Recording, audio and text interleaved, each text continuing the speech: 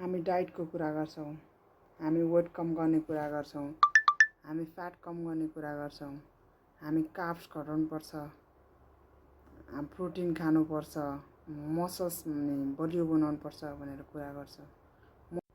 म कुरा गर्न गइरहेको छु मेन्टल डाइट डिसिप्लिनको।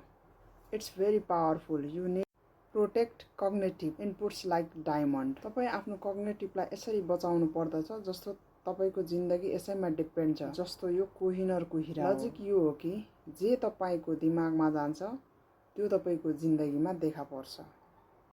र न्युरोसाइन्समा पनि यो प्रमाणित भइसक्यो कि तपाईले रेगुलरली नेगेटिभिटी तर्फ एक्सपोज हुनुहुन्छ नि, तब तपाईको एमेगडेला जो तपाईको ब्रेन भित्र हुन्छ, एमेगडेलालाई रिसेप गरिदिन्छ, जुन नेगेटिभ तर्फ मात्र सोचिरहन्छ। यसको लागि तपाईले सरल तरिकाले कग्नेटिभ न्युट्रिसन रुल फलो गर्नुपर्ने हुन्छ। थाहा छ बडीलाई खाना खुवाएपछि न्युट्रिसन प्राप्त हुन्छ, त्यस्तै तपाईले पनि आफ्नो ब्रेनलाई पनि न्युट्रिसन दिनको लागि राम्रो कुराहरू खुवाउनु पर्ने हुन्छ। अर्थात् राम्रो कुरा सुन्नुपर्ने हुन्छ, राम्रो कुरा हेर्नुपर्ने हुन्छ, राम्रो कुराहरू लेख्नुपर्ने हुन्छ, जसको लागि 3 सरल कुराहरू गर्नुपर्ने हुन्छ। 1.